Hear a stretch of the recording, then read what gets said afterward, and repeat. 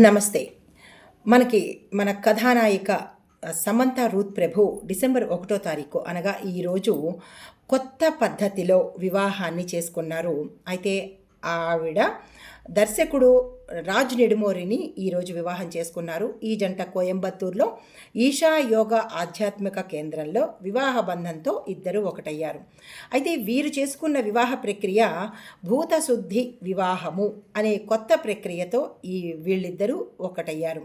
అయితే ఇంతకుముందు మనకి హిందీ బుల్లితెర జంట వరుణ్ జైన్, గియో మానిక్ వీళ్ళిద్దరూ కూడా ఇదే పద్ధతిలో భూతశుద్ధి వివాహ పద్ధతిలోనే వివాహాన్ని చేసుకున్నారు. అయితే ఈ భూతశుద్ధి వివాహము అంటే ఏంటి అంటే కనుక లింగభైరవి ఆలయంలో సద్గురు స్థాపించినటువంటి కేంద్రము.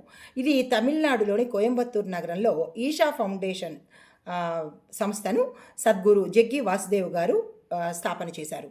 అయితే మన భారతదేశంలో ప్రముఖ ఆధ్యాత్మిక కేంద్రాలలో ఈ ఈషా ఫౌండేషన్ కూడా ఒకటి. అయితే ఎక్కువ శాతం మంది ఈ ఫౌండేషన్కి యోగా నేర్చుకోవడానికి, మానసిక ప్రశాంతత కోసం అక్కడికి వెళుతుంటారు. అయితే ఈ ఆధ్యాత్మిక యోగా కేంద్రంలో లింగ భైరవి అనే ఒక ఆలయాన్ని కూడా ఈ సద్గురు స్థాపించారు. ఈ భైరవి మాతను సద్గురు ప్రాణప్రతిష్ఠ చేశారు. అయితే ఈ ఆలయము భూతశుద్ధి వివాహ పద్ధతులకు ప్రసిద్ధి చెందింది. ఈరోజు అనగా డిసెంబర్ 1 సమంత వివాహ సైతము ఈ ఆలయంలో జరగడము ఒక విశేషము. అయితే ఈ భూతశుద్ధి వివాహము అంటే ఏంటి అంటే కనుక సమంత పెళ్లి ద్వారా ఈ భూతశుద్ధి వివాహము అంటే ఏమిటి అనేది ఒక ప్రచారంలోకి వచ్చింది. అయితే ప్రజల్లో ఇది ఒక పెద్ద చర్చనీయాంశంగా కూడా మొదలైంది. అసలు ఏమిటిది, ఇది మన వివాహ పద్ధతుల్లో ఉందా లేదా అనేది కొత్తగా ఒక చర్చలాగా మొదలైంది. అయితే ఇది మన పురాతనమైనటువంటి వివాహ ఆచారాల్లో ఇది కూడా ఒకటి అన్నమాట. అయితే ఇది పూర్వం నుంచి కూడా ఉన్నది అని ఇప్పుడు మనకి తెలియవచ్చింది. అయితే యోగా సాంప్రదాయం నుంచి ఈ యొక్క పద్ధతి వచ్చింది. సద్గురు స్థాపించినటువంటి ఈ ఈషా ఫౌండేషను ఇటువంటి వివాహాలకు ఎక్కువగా నిర్వహించడము, ఇటువంటి వివాహాలు జరిపించడము అనేది ప్రచారంలోకి వచ్చింది. అయితే మనకి గతంలో ఆర్య సమాజం నుంచి కూడా కొన్ని వివాహాలు జరుగుతూ ఉండేవి. అయితే ఇది ఏ పద్ధతి అంటే కనుక నింగి, నేల, నీరు, నిప్పు, వాయువు, మనకి ఇవి పంచభూతాలు కదా. ఈ పంచభూతాల శుద్ధీకరణ ద్వారా ఇద్దరు వ్యక్తులు వివాహ బంధంతో ఒకటి కావడమే భూతశుద్ధి వివాహ యోగము అంటారు, అంటే వివాహము అన్నమాట. ఈ క్రతువు ఎలా జరుగుతుంది అంటే కనుక వధూవరులు ఇద్దరి యొక్క దేహాల్లో పంచభూతాలను శుద్ధి చేస్తారు. ఇది మొట్టమొదటి ప్రక్రియ అనమాట. అంటే పెళ్లి కూతురు తంతు ఇలాంటి మన యొక్క హిందూ సంప్రదాయ పెళ్లి పద్ధతుల్లో ఈ వివాహం అనేది జరగదు. అయితే ఈ పంచభూతాల శుద్ధి చేసిన తర్వాత స్త్రీ పురుషులు ఇద్దరి మధ్య మానసికంగా, భౌతికంగా లోతైనటువంటి బంధాన్ని ఏర్పరచడమే దీని యొక్క లక్ష్యము. అయితే ఇద్దరు వ్యక్తుల యొక్క మధ్య భౌతికమైనటువంటి లోతైనటువంటి సంబంధం ఎలా బలపడుతుందంటే కనుక ఉచ్ఛ్వాస నిశ్వాసలకు అతీతంగా, ప్రాణ మరణ భయాలకు, ఆందోళనలకు దూరంగా, భావోద్వేగాలకు, ఆలోచనలకు తావు లేకుండా లింగ భైరవీ మాత యొక్క అనుగ్రహంతో నిర్వహించే ఈ వివాహ క్రతువే భూతశుద్ధి వివాహము. అయితే ఇది కోయంబత్తూరులో ఈషా ఫౌండేషన్ లేదా ఎంపిక చేసిన కొన్ని ప్రాంతాలలో ఈ వివాహ క్రతువును నిర్వహిస్తారన్నమాట.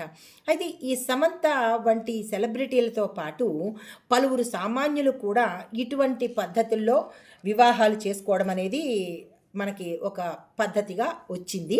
ఇది 2వ వివాహం మనకి తెలిసి. అయితే ఈ పద్ధతిలో వివాహం జరగడం వల్ల దాంపత్య జీవిత ప్రయాణాలలో సామరస్యము, శ్రేయస్సు, ఆధ్యాత్మికత వెల్లివిరుస్తుంది అని ఒక విశ్వాసము. అయితే ఈ భూతశుద్ధి వివాహము అనేది పారంపరికంగా మన హిందూ ధర్మంలో ఒక ప్రత్యేకమైనటువంటి పద్ధతి అన్నమాట.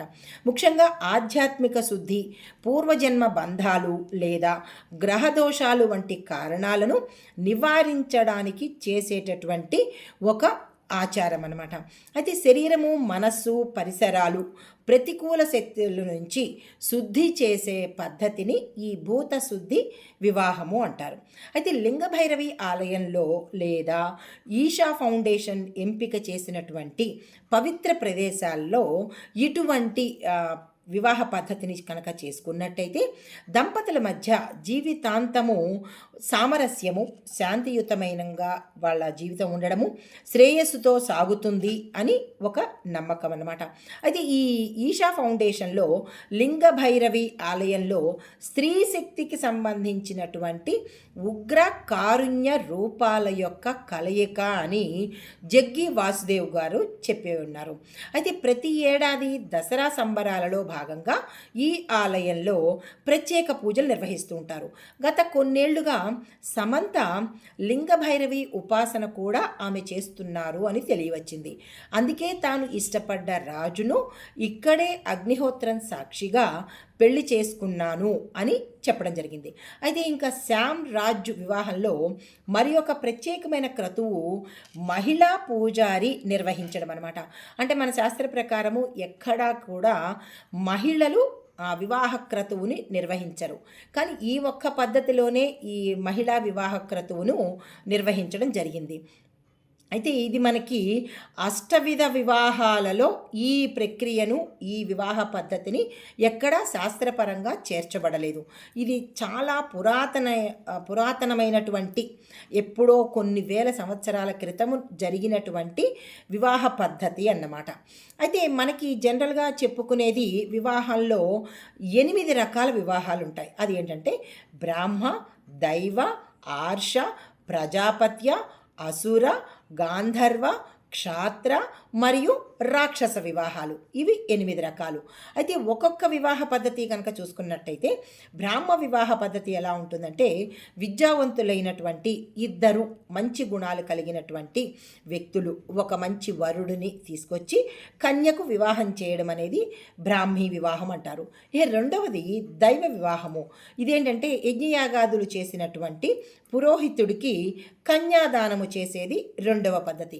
ఇంకా మూడవ పద్ధతి ఆర్ష వివాహము, అనగా కన్యాశుల్కంగా వరుడు దగ్గర నుంచి కొంత ఒక పూర్వం అన్నమాట ఒక జత ఎద్దులను కొంత సొమ్మును తీసుకుని వివాహం చేసేవారు. తర్వాత ప్రజాపత్య వివాహము అంటే కట్నం ఇచ్చి పెళ్లి చేయడం అనమాట. అంటే ఇప్పుడు మనం చేస్తున్నటువంటి పద్ధతులు.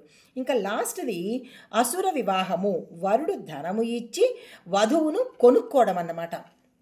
అయితే ఇది రాక్షస వివాహాన్ని ఇంకొక రకంగా కూడా మనం చెప్పచ్చు. ఎత్తుకెళ్ళి చేసుకోవడము, స్త్రీకి ఇష్టం లేకుండా పెళ్లి చేసుకోవడం కూడా రాక్షస వివాహం కిందకే వస్తుంది. అయితే గాంధర్వ వివాహం ఏంటంటే ఇక్కడ 2 వ్యక్తులు ప్రేమించుకొని వారు బంధువుల యొక్క అనుమతి తీసుకుని పెళ్లి చేసుకునేదాన్ని గాంధర్వ వివాహము అంటారు. అయితే క్షాత్ర వివాహము అనేది ఇంకొక ప్రక్రియ. అదేంటంటే యుద్ధంలో గెలిచిన తర్వాత శత్రువుల నుంచి బలవంతంగా వధువును తీసుకుని వెళ్ళి ఇష్టం లేకపోయినా పెళ్లి చేసుకునే విధానము క్షాత్ర వివాహము. అయితే లాస్ట్లోది రాక్షస వివాహము అంటారు. అసుర వివాహం వేరు, రాక్షస వివాహం వేరు. బలవంతంగా వధువుని కిడ్నాప్ చేసి ఆమెకి ఇష్టం లేకపోయినా బలవంతంగా తీసుకువెళ్ళి చేసేదాన్ని రాక్షస వివాహము అంటారు. అయితే ఈ 8 రకాల వివాహాలు మనుస్మృతిలో పేర్కొనబడినట్టుగా మన శాస్త్రాల్లో చెప్పబడడం జరిగింది. అది మన హిందూ వివాహ వ్యవస్థను వివరించేటట్టుగా ఉంటుంది. అయితే బ్రాహ్మీ వివాహంలో ప్రతిఫలరహితంగా యోగ్యుడైనటువంటి వరుడిని అలంకరించి కన్యకు ఇచ్చి